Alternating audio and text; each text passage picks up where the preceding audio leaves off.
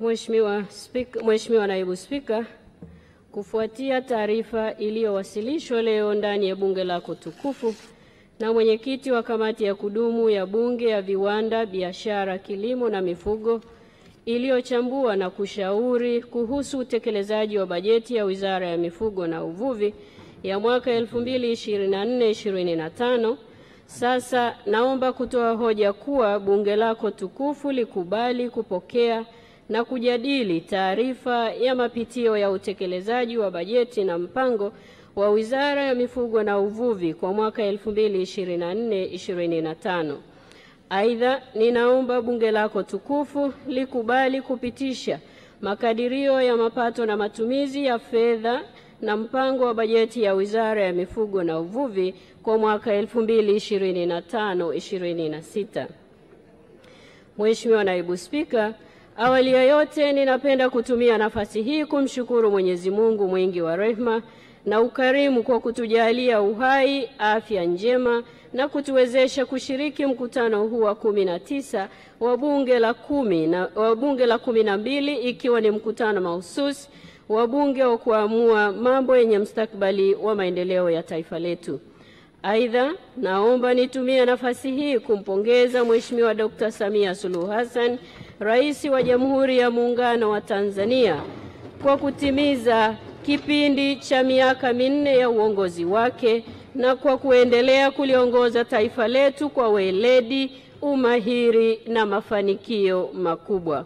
Mheshimiwa Naibu Spika, ninatoa pongezi zangu za dhati kwa viongozi wakuu wa serikali akiwemo Mheshimiwa Dr. Philip Isdori Mpango, Makamu wa Rais wa Jamhuri ya Muungano wa Tanzania, Mheshimiwa Dr. Hussein Ali Mwinyi, Rais wa Zanzibar na Mwenyekiti wa Baraza la Mapinduzi, Mheshimiwa Kassim Majaliwa, Waziri Mkuu wa Jamhuri ya Muungano wa Tanzania na mbunge wa jimbo la Ruangwa, na Mheshimiwa Doto Mashaka Biteko, Naibu Waziri Mkuu wa Jamhuri ya Muungano wa Tanzania na Waziri wa Nishati na mbunge wa jimbo la Bukombe, kwa utendaji wao wa kizalendo na uliotukuka ambao unamwezesha Mheshimiwa Rais na kipenzi cha Watanzania kuendelea kutoa mchango wake muhimu kwa maendeleo na ujenzi wa taifa letu, na hivyo kumfanya ang'are kiuongozi katika duru za kitaifa na kimataifa.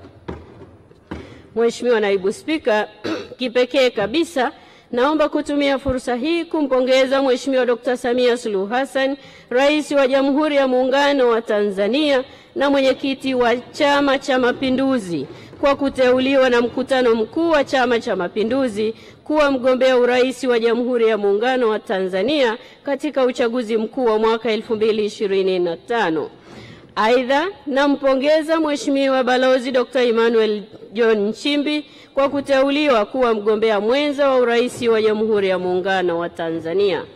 Pia nichukue fursa hii kumpongeza Dr. Hussein Ali Mwinyi, Rais wa Zanzibar na Mwenyekiti wa Baraza la Mapinduzi, kwa kuteuliwa kuwa mgombea wa urais wa Zanzibar.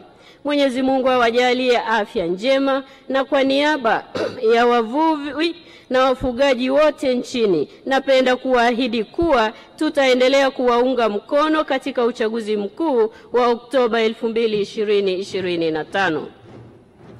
Vile nitumia nafasi hii kumpongeza Profesa Mohamed Janabi kwa kuteuliwa kuwa mkurugenzi wa Shirika la Afya Duniani kanda ya Afrika. Ninamtakia kila laheri katika majukumu yake mapya. Mheshimiwa Naibu Spika, napenda kumpongeza sana Mheshimiwa Spika wa Bunge la Jamhuri ya Muungano wa Tanzania kwa kuendelea kuliongoza vyema na kwa umahiri mkubwa Bunge la Jamhuri ya Muungano wa Tanzania, jambo ambalo ni moja ya sababu zilizofanya aaminiwe na kuchaguliwa kuwa rais wa 31 wa Umoja wa Mabunge Duniani, ikiwa yeye ni mwanamke wa kwanza kutoka katika bara la Afrika na mwanamke wa 3 duniani kushika nafasi hii muhimu yenye majukumu makubwa na madaraka mazito. Aidha, ninakupongeza wewe Mheshimiwa Musa Azan Zungu, Naibu Spika wa Bunge la Jamhuri ya Muungano wa Tanzania na mbunge wa jimbo la Ilala, kwa kuendelea kumsaidia kwa umahiri mkubwa Mheshimiwa Spika katika kuendesha shughuli za bunge. Pia nawapongeza wenye viti wote wa bunge pamoja na wenye viti wa kamati mbalimbali za kudumu za bunge kwa kuendelea kuongoza kamati zao katika kusimamia na kuishauri serikali ipasavyo. Mheshimiwa Naibu Spika, nachukua fursa hii kumpongeza sana Mheshimiwa Deodatus Philip Mwanyika, mbunge wa jimbo la Njombe mjini, kwa kuendelea kuwa mwenyekiti wa kamati yetu ya kudumu ya bunge ya viwanda, biashara, kilimo na mifugo. Aidha, ninawashukuru wajumbe wote pamoja na secretariat ya kamati hii kwa kufanya uchambuzi makini wa bajeti yetu. Ushauri wenu umewezesha wizara kufanya maboresho stahiki na ya kimkakati. Hakika, Mheshimiwa Naibu Spika, mnayo kamati ambayo ni msaada mkubwa kwetu na kwa taifa letu. Kwa upande wetu, tunaahidi kuendelea kuipatia kamati yetu ushirikiano katika kutekeleza majukumu yao ya usimamizi na ushauri ili kuendeleza sekta za mifugo na uvuvi na kuongeza mchango wake katika uchumi wa taifa. Mheshimiwa Naibu Spika, naomba pia kutumia fursa hii adhimu kumshukuru kwa dhati mdogo wangu Mheshimiwa Alexander Pastori Mnyeti, mbunge na naibu waziri wa mifugo na uvuvi na mbunge wa jimbo la Misungwi, kwa umahiri wake mkubwa wa kuchapa kazi, ushauri wake mzuri na wa kizalendo na ubunifu. Hakika ushauri wake unatija kubwa ambao umetusaidia sote kwa pamoja kufanya maboresho yenye tija ya usimamizi wa sekta za mifugo na uvuvi. Napenda kuambia wananchi na hasa wajumbe wa mkutano mkuu kule jimbo la Misungwi walipata mwakilishi muhimu na makini sana. Waendelee kumshikilia, kazi yake ni njema sana. Mheshimiwa Naibu Spika, napenda pia kuwapongeza wataalamu wetu wakiongozwa na Profesa Riziki Silas Shemdoe, katibu mkuu wa Wizara ya Mifugo na Uvuvi. Ni katibu mkuu ambaye amevunja historia ya wengi, kwani ni katibu mkuu ambaye amehudumia wizara akiwa na mawaziri 8, akiwa na makatibu wakuu 10, lakini yeye yuko pale pale. Ni katibu mkuu mchapakazi, anaifanya kazi yake nzuri sana ya ushauri na kiutaalamu. Niwapongeze pia ndugu Abdul Rajab Muhinte, naibu katibu mkuu anayeshughulika na mifugo, na Dr. Edwin Paul Muhede, naibu katibu mkuu anayeshughulika na uvuvi. Hawa ndio nguzo ya Profesa Shemdoe na wanamsaidia kazi vizuri sana. Kwa kuwa ni viongozi hodari sana na wanafanya kazi kubwa ya kuwaongoza na kuwasimamia wataalamu wetu kwa ufanisi. Pia ninawashukuru sana watumishi wote wizarani kwa utendaji na ushirikiano wanaotupatia katika kutekeleza majukumu yetu kikamilifu. Mheshimiwa Naibu Spika, katika utekelezaji wa majukumu yangu ambayo muda mwingi nipo nje nyumbani, usingekuwa rahisi bila maombi na dua njema kutoka kwa wapendwa wangu wa karibu.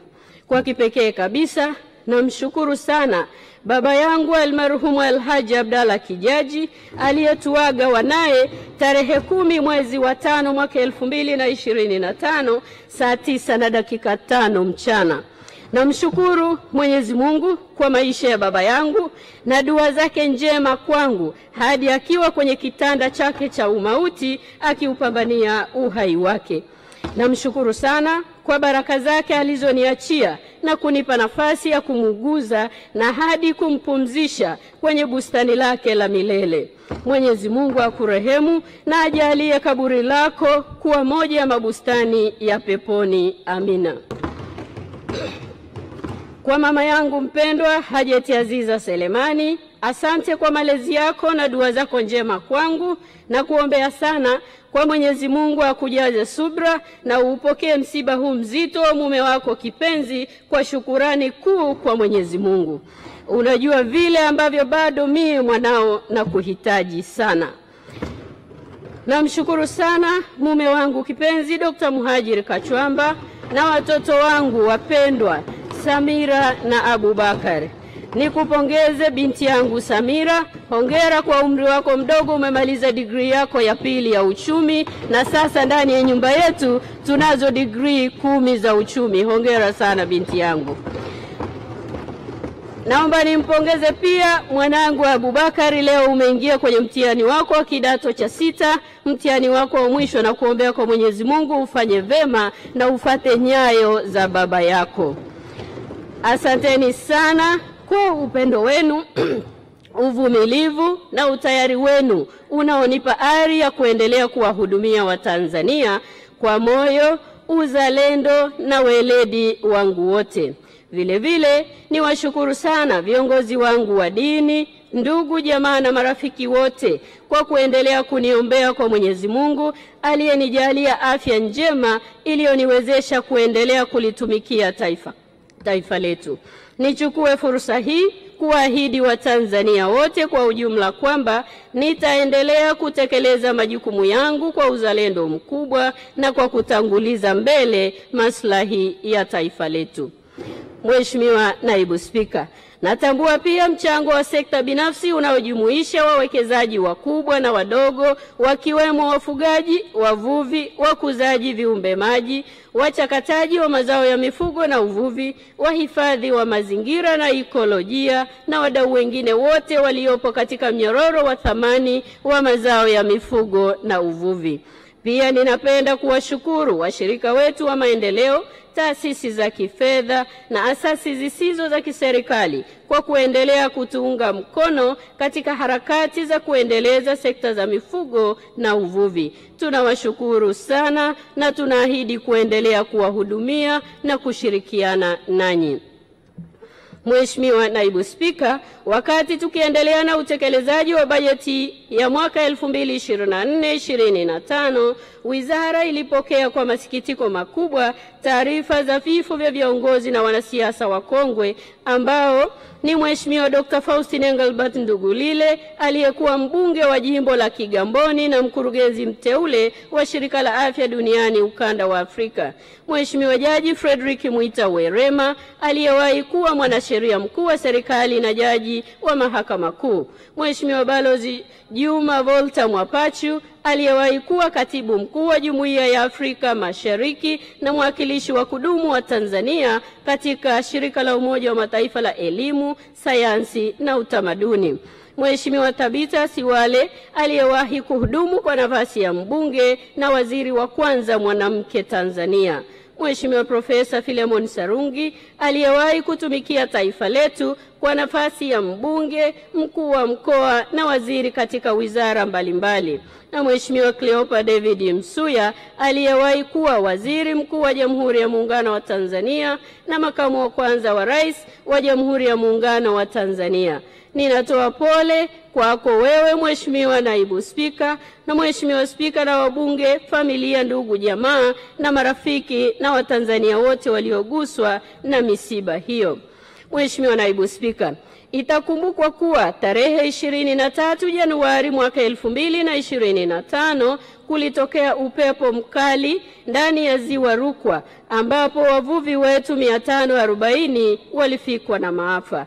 Kati ya hao wavuvi 531 waliokolewa, kutibiwa na kupona na wavuvi 9 walifikwa na umauti. Tunashukuru juhudi za pamoja baina ya vyombo vya serikali na wananchi wenyewe wakiwemo wavuvi zilizowezesha kufanikisha zoezi la uokozi.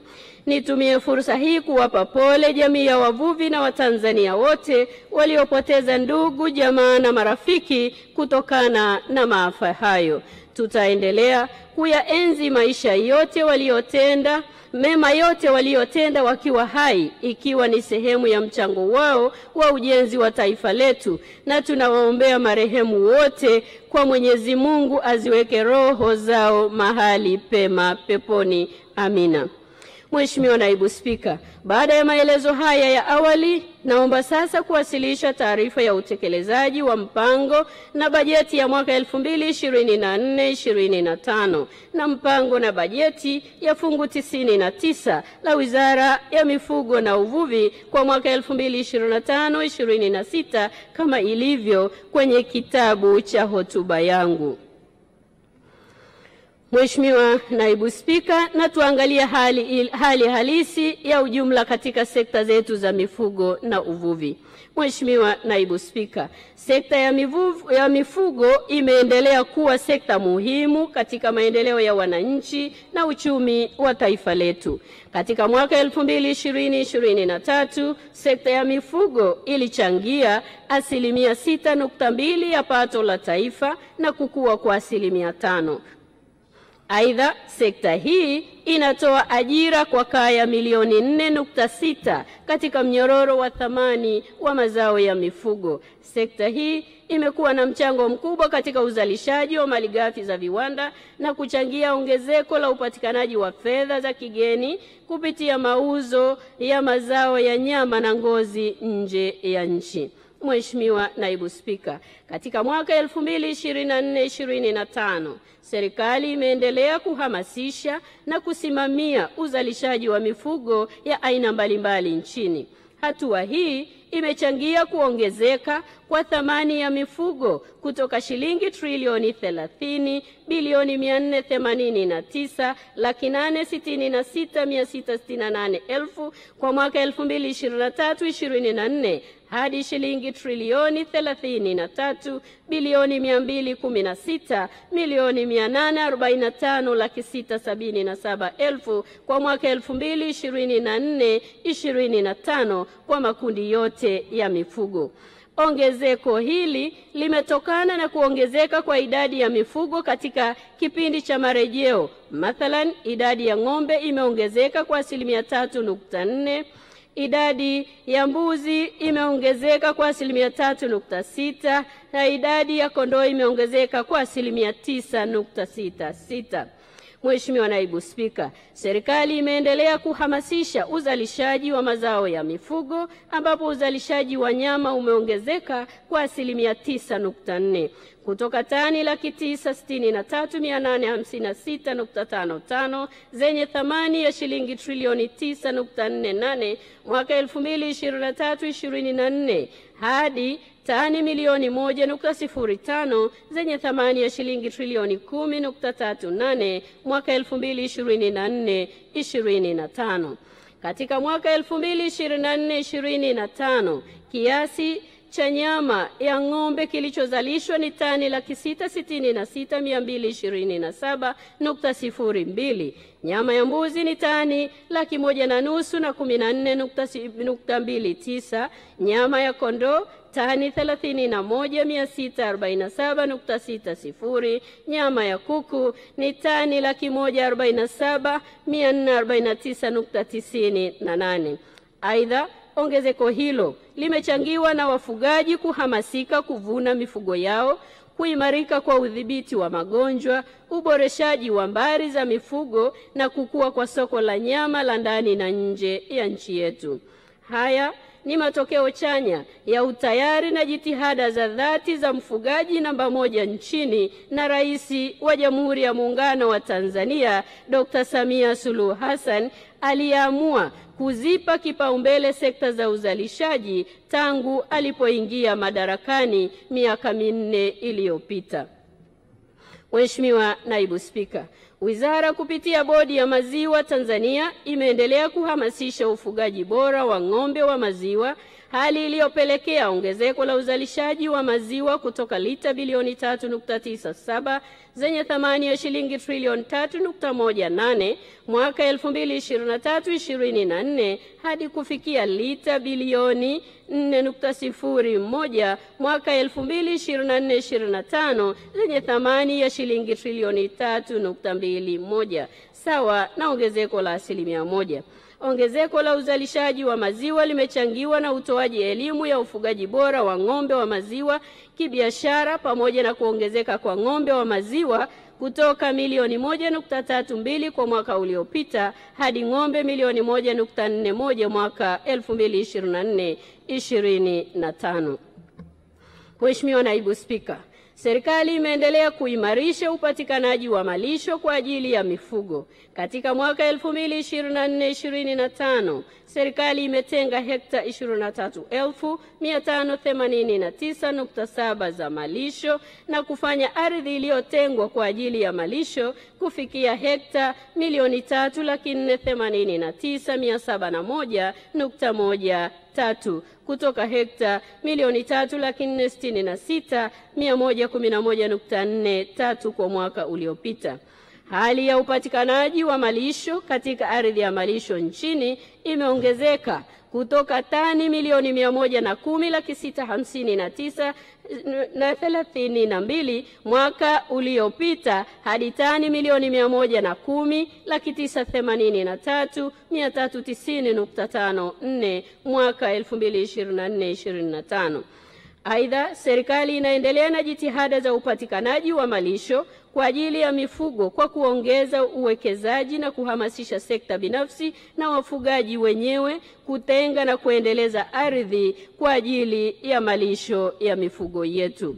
Mheshimiwa Naibu Spika, serikali imeendelea kudhibiti magonjwa ya mifugo kwa kuwezesha upatikanaji na usambazaji wa chanjo za magonjwa mbalimbali ya mifugo, ambapo katika mwaka 2024-2025 jumla ya dozi milioni 728.15 zimesambazwa nchini. Sekta ya uvuvi. Mheshimiwa Naibu Spika, sekta ya uvuvi imeendelea kuwa sekta muhimu katika maendeleo ya uchumi wa taifa letu. Katika mwaka 2023-2024 sekta ya uvuvi ilichangia 1.7% kwenye pato la taifa letu na kukua kwa 1.4%. Aidha, sekta ya uvuvi inatoa ajira kwa Watanzania takriban milioni 6 katika mnyororo wa thamani wa sekta hii, zikiwamo ajira za moja kwa moja kwa wavuvi wapatao 201,661 na wakuzaji viumbe maji 49,084. Kwa upande mwingine, Watanzania 4,631 wameajiriwa katika viwanda 64 vya kuchakata mazao ya uvuvi hapa nchini, ambapo kati ya hivyo viwanda 56 vinasafirisha mazao ya uvuvi nje ya nchi. Mheshimiwa Naibu Spika, wizara imeendelea kusimamia uzalishaji katika sekta ya uvuvi, ambapo hadi kufikia Aprili 2025 jumla ya tani 599,200 za mazao ya uvuvi zilizalishwa zenye thamani ya shilingi trilioni 3.44, ikijumuisha tani 466,956.88 za samaki kutoka uvuvi wa asili na tani 132,243.45 kutoka ukuzaji viumbe maji. Uzalishaji huu umeongezeka ikilinganishwa na tani 472,579.34 zilizozalishwa katika kipindi kama hiki mwaka uliopita. Aidha, katika mwaka 2024-2025 kiasi cha tani 510,547.33 za samaki zenye thamani ya shilingi trilioni 3,429,209,793 zilivunwa ikilinganishwa na tani 463,996 za samaki zenye thamani ya shilingi trilioni 3,174,094,804 zilizovunwa katika kipindi kama hiki mwaka uliopita. Mavuno hayo sasa yameongezeka kwa 10%. Mheshimiwa Naibu Spika, katika mwaka 2024-2025 biashara ya mazao ya uvuvi imeendelea kuimarika katika soko la ndani na nje ya nchi.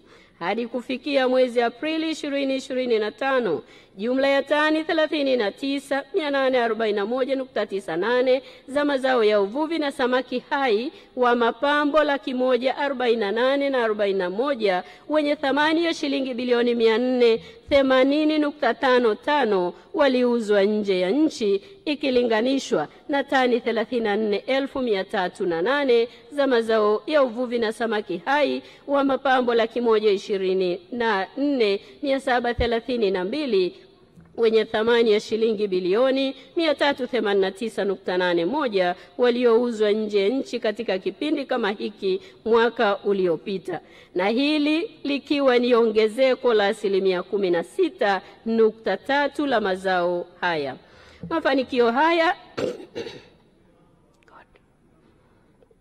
Mafanikio hayo yametokana na juhudi za dhati zinazofanywa na Mheshimiwa Rais wetu wa Jamhuri ya Muungano wa Tanzania, Dr. Samia Suluhu Hassan, ya kuiwezesha sekta hii, hususan kuwapatia wavuvi wetu boti na vifaa vyake vya kisasa. Tunakushukuru sana Mheshimiwa Rais wetu. Mheshimiwa Naibu Spika, na sasa tuangalie utekelezaji wa mpango na bajeti kwa mwaka 2024-2025. Mheshimiwa Naibu Spika, katika mwaka 2024-2025 fungu 99 lilitengewa jumla ya shilingi bilioni 460,333,602,000. Kati ya fedha hizo, kiasi cha shilingi bilioni 97,215,432,000 kilitengwa kwa ajili ya matumizi ya kawaida, na kiasi cha shilingi bilioni 363,118,170,000 kilitengwa kwa ajili ya matumizi ya maendeleo. Hadi Aprili 2025, jumla ya shilingi bilioni 131,996,236,286.44 zimetolewa, sawa na 28.67% ya bajeti yote iliyotengwa. Matumizi ya kawaida. Mheshimiwa Naibu Spika, katika bajeti ya mwaka 2024-2025, Wizara ya Mifugo na Uvuvi iliidhinishiwa kutumia shilingi bilioni 97,215,432,000 kwa ajili ya matumizi ya kawaida.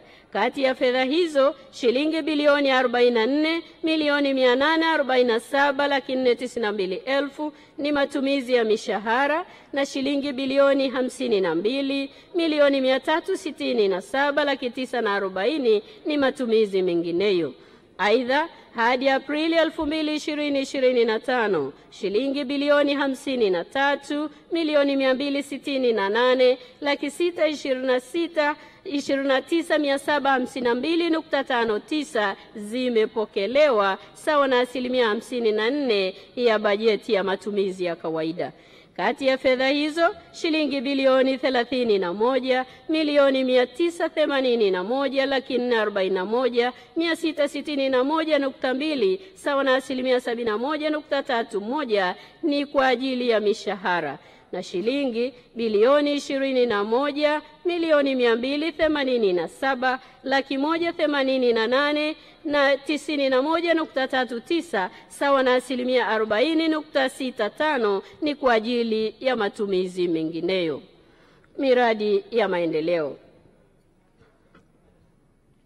Mheshimiwa Naibu Spika, katika bajeti ya mwaka 2024-2025, Wizara ya Mifugo na Uvuvi iliidhinishiwa shilingi bilioni 363,118,170,000 kwa ajili ya kutekeleza miradi ya maendeleo. Kati ya fedha hizo, shilingi bilioni 242 na milioni 78,803,000 ni fedha za ndani, na shilingi bilioni 121 na 31,367,000 ni fedha za nje.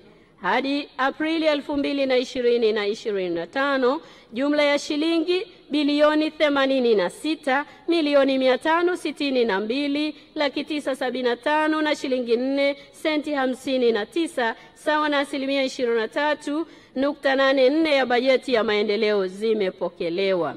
Kati ya fedha hizo zilizopokelewa, shilingi bilioni 85 na milioni 5,495,000 na shilingi 4.59 ni fedha za ndani, sawa na 35.11 ya bajeti ya fedha za maendeleo za ndani, na shilingi bilioni 1,557,480,000 ni fedha za nje. Makusanyo ya maduhuli ya serikali. Mheshimiwa Naibu Spika, katika mwaka 2024-2025 Wizara ya Mifugo na Uvuvi ilipangiwa kukusanya maduhuli ya shilingi bilioni 69 milioni 105, ambapo sekta ya uvuvi ilipaswa kukusanya shilingi bilioni 33 na sekta ya mifugo shilingi bilioni 36 na milioni 105. Mheshimiwa Naibu Spika, hadi Aprili 2025 Wizara imekusanya maduhuli ya shilingi bilioni 56 na milioni 68,897,105.84 sawa na asilimia 97.94 ya lengo lililokusudiwa. Aidha, katika makusanyo hayo sekta ya mifugo imekusanya shilingi bilioni 29 milioni 467,520,317.28 kati ya shilingi bilioni 30 na milioni 87 zilizokusudiwa kukusanya, ikiwa ni sawa na asilimia 96.56 ya lengo hilo. Mheshimiwa Naibu Spika, sekta ya uvuvi yenyewe imekusanya maduhuli ya shilingi bilioni 26 milioni 601,376,788.56 kati ya shilingi bilioni 27 na milioni 500 iliyokusudiwa, sawa na asilimia 96.73. Mheshimiwa Naibu Spika, katika mwaka wa fedha 2024-2025 Wizara imetekeleza maeneo manne ya vipaumbele ambayo: moja ni kuongeza uzalishaji, masoko na thamani ya mazao ya mifugo na uvuvi; mbili, kuimarisha ulinzi na usimamizi wa rasilimali za mifugo na uvuvi; tatu, kuhamasisha uwekezaji katika sekta za mifugo na uvuvi; na nne ni kuimarisha utafiti, mafunzo na huduma kwa sekta za mifugo na uvuvi. Mheshimiwa Naibu Spika, serikali imeendelea kutekeleza shughuli mbalimbali kwa lengo la kupata mifugo bora na ufugaji wenye tija. Maeneo yaliyopewa umuhimu mkubwa ni pamoja na kuimarisha huduma za uhimilishaji, uzalishaji na usambazaji wa mitamba, uzalishaji wa kuku wa nyama na mayai, pamoja na kuboresha biashara ya mifugo na mazao yake. Mheshimiwa Naibu Spika, kuhusu huduma za uhimilishaji, Wizara kupitia kituo chetu cha uhimilishaji cha Taifa kwa mwaka 2024-2025 kimezalisha jumla ya dozi za mbegu 110,434 sawa na asilimia 73.62 ya lengo la kuzalisha dozi 1,100,000. Aidha, kati ya dozi hizo zilizozalishwa, dozi 92,587 zimesambazwa kwa wafugaji kwa ajili ya kuhimilisha mifugo yao. Pia kituo chetu cha uhimilishaji kimepokea dozi za mbegu 5,200 kutoka kwa wadau wa nje, ikiwemo dozi 4,200 za mbegu ya ng'ombe wa maziwa na dozi 1,000 za ng'ombe wa nyama ambazo zimesambazwa tayari kwa wafugaji.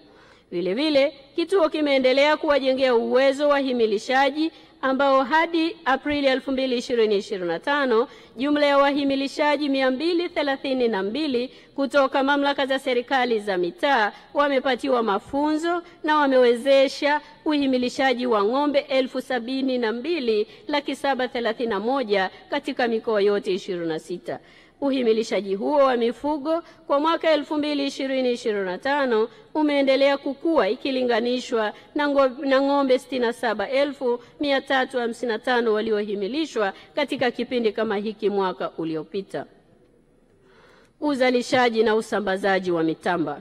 Mheshimiwa Naibu Spika, katika jitihada za kuendeleza kuboresha mbari za mifugo nchini, serikali imeendelea kuyaimarisha mashamba 5 ya kuzalisha mifugo yenye jumla ya ng'ombe 6,542. Aidha, katika mwaka 2024-2025 mashamba hayo yamezalisha jumla ya mitamba bora 416 sawa na asilimia 41 ya lengo la kuzalisha mitamba 1,000, na mitamba 147 tayari imesambazwa kwa wafugaji. Pia mashamba ya watu binafsi 8 yamezalisha mitamba bora 3,066 na tayari mitamba 2,893 imesha sambazwa. Ni wazi serikali itaendelea kuboresha mashamba yake kwa kuwekeza zaidi kutokana na ongezeko la mahitaji ya mitamba ili kutosheleza mahitaji hayo. Uzalishaji wa kuku wa nyama na mayai. Mheshimiwa Naibu Spika, serikali imeendelea kuweka mazingira wezeshi kwa sekta binafsi kuweza kuwekeza kwenye sekta ya kuku ili kutoa ajira kwa wananchi walio wengi, hasa vijana na wanawake. Hadi kufikia Aprili 2025, jumla ya mashamba 25 ya kuku wazazi na vitotoleshi 28 yenye mtaji wa shilingi bilioni 543 milioni 999 na 40,000 yameanzishwa. Aidha, uwekezaji huo umewezesha kuzalisha jumla ya vifaranga vya kuku milioni 71,526,458 ambavyo vyote vimesambazwa nchi nzima. Kati ya vifaranga hivyo milioni 59,112,160 ni vya kuku wa nyama, milioni 3,726,804 vya kuku wa mayai na milioni 8,687,494 vya kuku chotara. Mheshimiwa Naibu Spika, kutokana na uwekezaji uliofanyika kwenye mashamba ya kuzalishia vifaranga nchini umepelekea kupungua kwa uingizaji wa vifaranga vya kuku wazazi kutoka milioni 1.37 mwaka 2023-24 hadi vifaranga milioni 1.16 kwa mwaka 24-25. Aidha, mauzo ya vifaranga kwenda nje ya nchi yamepungua pia kutoka vifaranga milioni 2,701,429 mwaka 2023-24 hadi vifaranga milioni 1.91 kwa mwaka 2024-25. Upungufu wa mauzo ya vifaranga nje ya nchi umetokana na kuimarika kwa soko la ndani, hususan uanzishwaji wa mashamba makubwa yanayofuga kuku kibiashara. Na wapongeza sana wawekezaji wetu wa mashamba haya ambao wameendelea kuwekeza na kuwahudumia Watanzania. Biashara ya mifugo na mazao yake. Mheshimiwa Naibu Spika, hadi Aprili 2025 jumla ya ng'ombe milioni 3.41, mbuzi na kondoo milioni 3.33 wenye thamani ya shilingi trilioni 3.7 waliuzwa katika minada mbalimbali hapa nchini ikilinganishwa na ng'ombe milioni 2.96 na mbuzi na kondoo milioni 2.83 waliokuwa na thamani ya shilingi trilioni 3.4 waliouzwa kwa mwaka wa fedha uliopita. Ongezeko la mifugo iliyouzwa katika minada linatokana na kuhamasika kwa wafugaji kuvuna mifugo yao na kuanza kufuga kibiashara. Mheshimiwa Naibu Spika, katika kutekeleza mkakati wa kukuza mauzo nje ya nchi kwa ajili ya kuongeza fedha za kigeni, Wizara kupitia Bodi ya Nyama imeendelea kuratibu mauzo ya nyama kwenda nje ya nchi. Hadi Aprili 2024-25, jumla ya tani 9,863.41 za nyama zimeuzwa, sawa na 89.9% ya lengo la kuuza tani 10,971 zenye thamani ya shilingi trilioni 3.7. Zimeuzwa katika masoko ya nje ya nchi ikilinganishwa na tani 9,323 zenye thamani ya shilingi trilioni 3.4 zilizouzwa nje kipindi hicho kwa mwaka uliopita wa fedha. Mauzo kwa mwaka 2024-25 yameongezeka kwa 5.75%. Nyama hizo zimeuzwa katika nchi za Bahrain, Komoro, Hong Kong, Jordan, Kenya, Kuwait, Oman, Qatar, Saudi Arabia, Umoja wa Falme za Kiarabu na Vietnam. Kipekee kabisa tunamshukuru Daktari Samia Suluhu Hassan kwa kuendelea kufungua milango ya taifa letu na sisi kuweza kuyafikia masoko haya. Kuhusu upatikanaji wa maji, malisho na vyakula vya mifugo. Mheshimiwa Naibu Spika, katika mwaka 2024-25 Wizara imeendelea kuchukua hatua madhubuti za kuimarisha upatikanaji wa maji kwa mifugo, ambapo imefanikiwa kukamilisha ujenzi wa mabwawa 4 ya Bukabwa kule Butiama, Kihumbu kule Bunda, Isulamilomo kule Nsimbo na Kweni Kwembe kule Kilindi. Mabwawa haya yana uwezo wa kuhifadhi wastani wa lita milioni 120 za maji kila moja, yanayotosheleza kunywesha uniti za mifugo takribani 100,000 kwa mwaka. Utekelezaji wa kazi za ujenzi wa mabwawa haya umeongeza upatikanaji wa maji kwa mifugo, hivyo kuchangia katika ustawi wa mifugo katika maeneo yetu.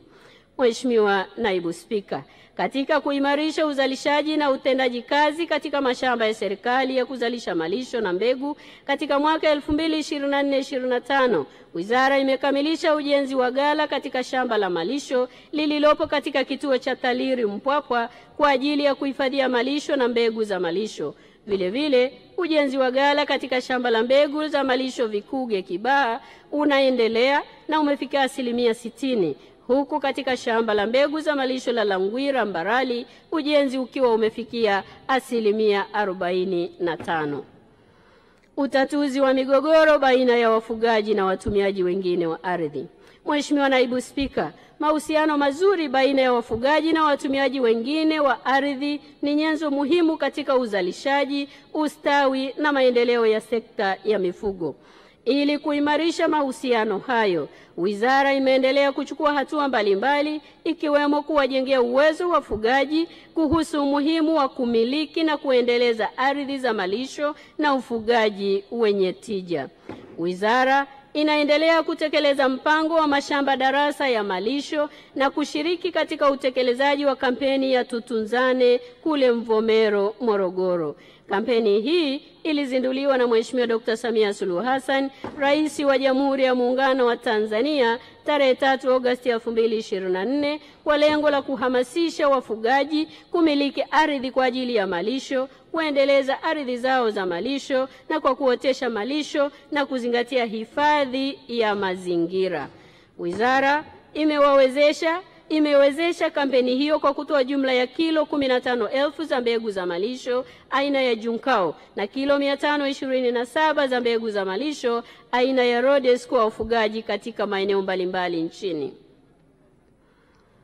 Uendelezaji wa rasilimali za vyakula vya mifugo. Mheshimiwa Naibu Spika, Wizara imeendelea kuboresha mazingira ya biashara ya vyakula vya mifugo pamoja na kuhamasisha sekta binafsi kuwekeza katika usindikaji wa vyakula vya mifugo.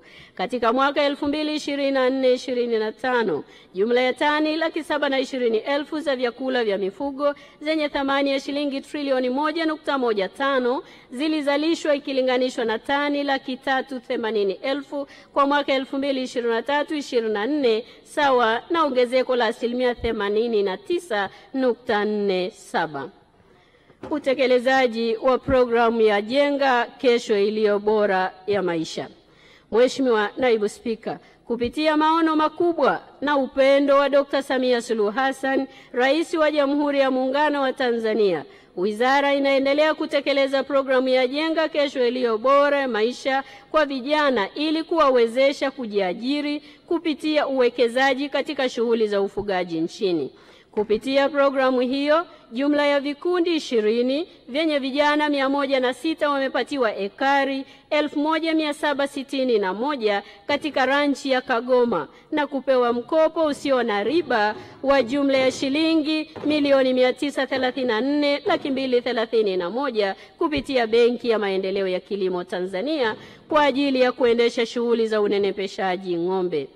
Hadi Aprili 2025, jumla ya ng'ombe 627 wenye thamani ya shilingi milioni 455,440,000 walinunuliwa kwa wastani wa shilingi 720,000 kwa kila ng'ombe na kunenepeshwa.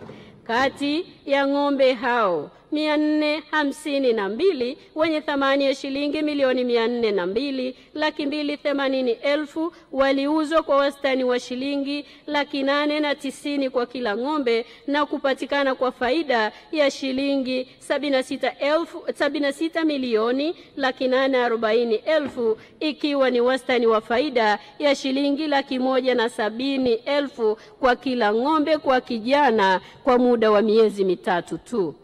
Hakika tumeanza na kazi inaendelea. Vijana wetu, kaeni mkao wa kazi, kwani utajiri upo kwenye mifugo.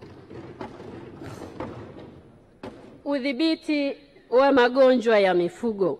Mheshimiwa Naibu Spika, serikali imeendelea kudhibiti magonjwa yanayovuka mipaka kwa kusimamia na kuratibu shughuli za uchanjaji wa mifugo. Hadi Aprili 2025, jumla ya dozi milioni 398.75 za chanjo mbalimbali za mifugo zimetumika kuchanja mifugo yetu dhidi ya magonjwa 13 ya kipaumbele. Mheshimiwa Naibu Spika, serikali inaendelea kudhibiti magonjwa yaenezayo na kupe, mbung'o na wadudu wengine kwa kuratibu uogeshaji wa mifugo katika mamlaka za serikali za mitaa. Hadi Aprili 2025, jumla ya michovyo bilioni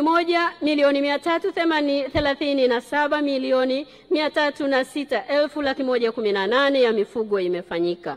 Michovyo hii ni sawa na 66.9% ya lengo la mwaka la michovyo bilioni 2. Aidha, uogeshaji wa mifugo umesaidia kupunguza matukio ya vifo vya mifugo yetu. Kampeni ya chanjo na utambuzi wa mifugo kitaifa. Mheshimiwa Naibu Spika, katika kutekeleza kampeni ya chanjo na kujenga uelewa kwa wadau juu ya kampeni ya chanjo na utambuzi wa mifugo kitaifa, Wizara imefanya uzinduzi wa hamasa ya kampeni ya chanjo kitaifa kwa kuwakutanisha wadau wa mifugo 762 wakiwemo makatibu tawala wa mikoa 26, wakuu wa idara na wakuu wa sehemu ya mifugo na maafisa tehama kutoka halmashauri zetu zote 184. Mheshimiwa Naibu Spika, katika kutekeleza kampeni ya chanjo na utambuzi wa mifugo kitaifa, serikali imenunua jumla ya hereni za kidijitali milioni 36,323,300 kwa ajili ya utambuzi wa mifugo. Aidha, jumla ya ng'ombe milioni 19,99,100, mbuzi na kondoo milioni 17,224,200 wanatarajiwa kupatiwa chanjo na kutambuliwa kwa kuwekewa hereni za kidijitali na taarifa zao kuingizwa kwenye mfumo wa utambuzi na ufuatiliaji wa mifugo. Lengo kuu la utambuzi wa mifugo ni kukidhi matakwa ya soko la kikanda na kimataifa linalohitaji kila mnyama na mazao yake kuwa na alama ya utambuzi, kuwezesha wafugaji kupata mikopo na bima, kudhibiti wizi wa mifugo, kurahisisha ufuatiliaji na udhibiti wa magonjwa na kuwezesha serikali na wadau kuweka mipango ya kuhudumia mifugo na wafugaji kwa kuwa idadi yao itajulikana sasa. Mheshimiwa Naibu Spika, upumzishaji wa shughuli za uvuvi kwa muda. Mheshimiwa Naibu Spika, serikali imetekeleza mkataba wa kikanda wa uhifadhi wa Ziwa Tanganyika wa upumzishaji wa Ziwa Tanganyika kuanzia tarehe 15 Mei hadi 15 Agosti kila mwaka ili kuongeza uzalishaji wa samaki.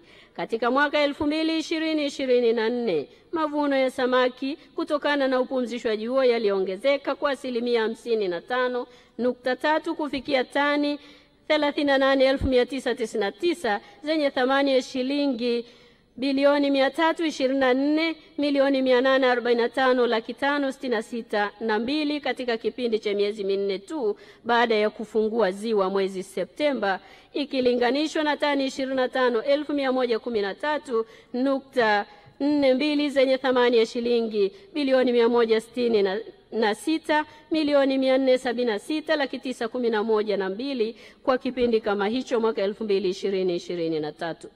Kutokana na ongezeko la uzalishaji samaki, kiasi cha mazao ya uvuvi yaliyouzwa nje nchi kutoka Ziwa Tanganyika kwa mwaka 2024 kiliongezeka kufikia tani 1,227.21 zenye thamani ya shilingi bilioni 180,684,608,011. Hii ikiwa ni ongezeko la 84% ukilinganisha na mwaka uliopita wa fedha.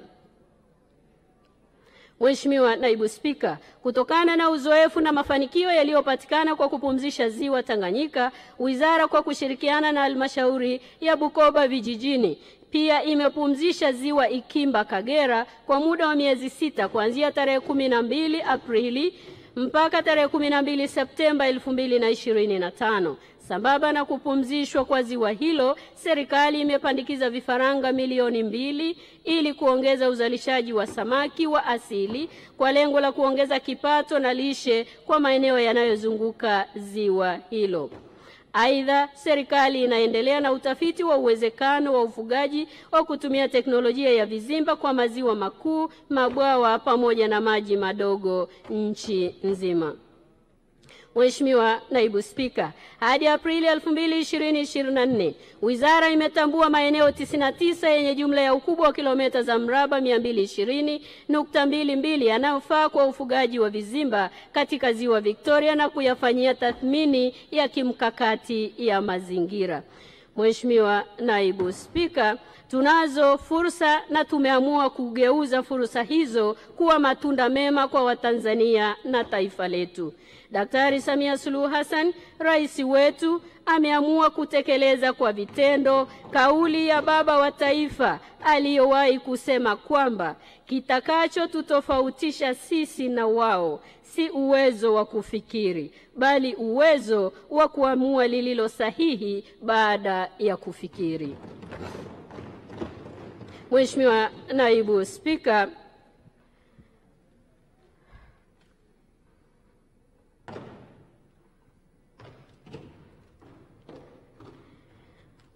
Mheshimiwa Naibu Spika, nimesikia kengele ya kwanza imegongwa. Naomba kwa ridhaa yako taarifa yangu yote iingie kwenye Hansard kama ilivyowasilishwa. Mheshimiwa, umebakiwa na dakika 8. Sawa, Mheshimiwa Naibu Spika, naomba sasa niende kwenye mpango na bajeti kwa mwaka 2025-26. Mheshimiwa Naibu Spika, mpango na bajeti ya fungu 29 kwa mwaka 2025-26 umeandaliwa kwa kuzingatia miongozo mbalimbali kama ambavyo tumekuwa tukifanya miaka yote. Mheshimiwa Naibu Spika, katika mwaka huu mpango na bajeti ya Wizara ya Mifugo na Uvuvi utatekelezwa kupitia vipaumbele vifuatavyo: 1. Kuongeza uzalishaji, masoko na thamani ya mazao ya mifugo yetu pamoja na uvuvi, kuimarisha ulinzi na usimamizi wa rasilimali za mifugo na uvuvi, kuhamasisha uwekezaji katika sekta za mifugo na uvuvi na kuimarisha utafiti, mafunzo na huduma kwa sekta za mifugo na uvuvi. Mheshimiwa Naibu Spika, kupitia fungu 99 tumepangiwa kukusanya jumla ya shilingi bilioni 74,105,000 na elfu moja. Kati ya kiasi hiki shilingi bilioni 38 na milioni 300 zinatarajiwa kukusanywa kupitia sekta ya mifugo na uvuvi, sekta ya mifugo, na shilingi bilioni 35 milioni 805 na elfu moja kupitia sekta ya uvuvi. Mheshimiwa Naibu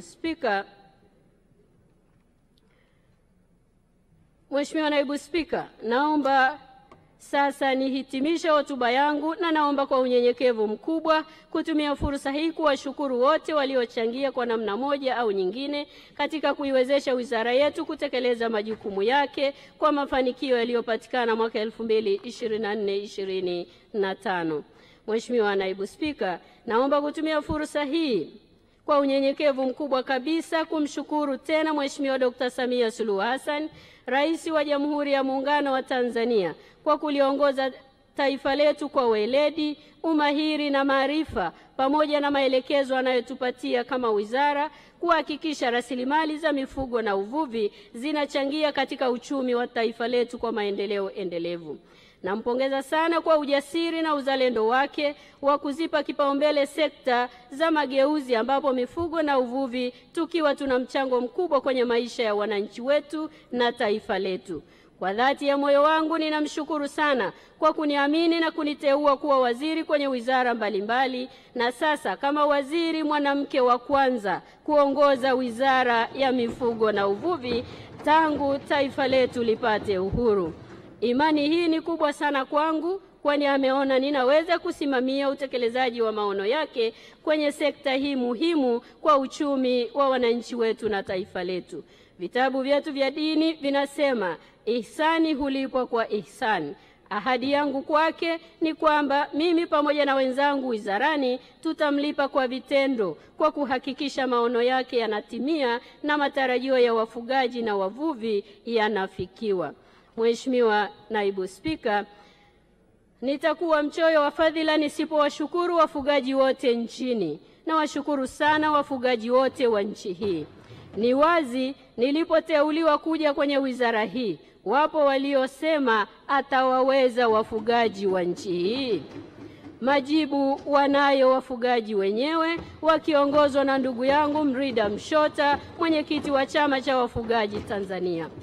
Tumetulia, tunafuga mifugo yetu kwa amani kabisa, na sasa tunakwenda kuhakikisha tunayafikia masoko yote kwa ajili ya mifugo yetu na mazao yake. Dr. Samia Suluhu Hassan, mfugaji namba 1 nchi hii, alishakamilisha kazi yake ya diplomasia ya uchumi. Masoko yapo tayari dunia nzima, na kubwa zaidi ametuwezesha kupata chanjo kwa ajili ya mifugo yetu nchi nzima. Zoezi kama hili lilifanyika kipindi cha awamu ya kwanza, na sasa ameweza yeye, si mwingine ni mama mlezi wa taifa na mfugaji namba 1 ndani ya taifa letu. Sisi wafugaji tunasema, Mheshimiwa Rais, tupo tayari kwa mambo mawili makubwa. Moja ni kukupa kura ifikapo mwezi Oktoba 2025 ili tuendelee kunufaika na utumishi wako, na pili kupeleka mifugo yetu na mazao yake duniani. Hakika tunakwenda kukulipa mama yetu. Mheshimiwa Naibu Spika, kwa wavuvi wenzangu kuanzia Ikimba hadi Bahari ya Hindi, asanteni sana kwa ushirikiano wenu na kujitoa kwenu kwa ajili ya maendeleo ya taifa letu. Mmekuwa mashuhuda wa kazi nzuri iliyofanywa na Dr. Samia Suluhu Hassan, na tumeona kwa pamoja jinsi alivyobadilisha maisha ya wavuvi hapa nchini kwa kutuwezesha kupata boti mpya za kisasa za uvuvi pamoja na vizimba vya kufugia samaki ambavyo matunda yake tunayaona. Mheshimiwa Rais, sisi wavuvi tunakushukuru sana kwa kutupatia vitendea kazi hivyo, na tunaahidi kuendelea kufanya kazi kwa bidii ili kuongeza kipato pamoja na kuboresha maisha yetu. Hivyo sisi wavuvi tunatambua kwamba tuna deni kwako, na tunakuahidi tunaenda kulilipa mwezi Oktoba 2025 kupitia boksi la kura. Mheshimiwa Naibu Spika, naomba pia kutoa shukrani zangu za dhati kwa wananchi wa jimbo la Kondoa ambao muda wote wameendelea kuniunga mkono katika kutekeleza majukumu yangu ya jimbo na ya taifa letu. Naomba niwahakikishie kuwa nitaendelea kuwatumikia kwa juhudi na maarifa kubwa ili kuleta mabadiliko ya kimaendeleo katika jimbo letu na taifa kwa ujumla. Kwa wana CCM wenzangu ndani ya jimbo la Kondoa, kuanzia ngazi ya shina hadi wilaya, na leo tukiwa tumewakilishwa hapa bungeni na viongozi wa Jumuiya ya Wanawake Tanzania kata zote 21, Jumuiya ya Wazazi kata zote 21, pamoja na sekretarieti yetu ya wilaya, nina uhakika kazi za Kamsese ndani ya jimbo la Kondoa sio za kumulika kwa tochi. Zinaonekana wazi kwa sekta zote za kiuchumi na kijamii. Naye mnamuona bado yupo imara kabisa, na ninawashukuru sana kwa tamko lenu wana Kondoa kwamba hamuhitaji mabadiliko ya uongozi kwenye jimbo la Kondoa. Nami nawaambia nipo tayari kwa mchaka mwingine kwa miaka 5 ijayo, na ndipo tulipoelekezwa tuseme kwamba kazi na utu tunasonga mbele. Mheshimiwa Naibu Spika, naomba sasa niombe fedha kwa heshima na taadhima. Katika mwaka 2025-26, Wizara ya Mifugo na Uvuvi inaomba kutumia jumla ya shilingi bilioni 476 milioni 655 na 72,000. Kati ya fedha hizi, shilingi bilioni 101 milioni 516 laki 670,000 ni kwa ajili ya matumizi ya kawaida, na shilingi bilioni 375 milioni 138 laki 402,000 ni kwa ajili ya miradi ya maendeleo. Mheshimiwa Naibu Spika, naomba nitoe shukrani zangu za dhati kwako na kwa waheshimiwa wabunge kwa kunisikiliza. Asanteni sana, na naomba kutoa hoja.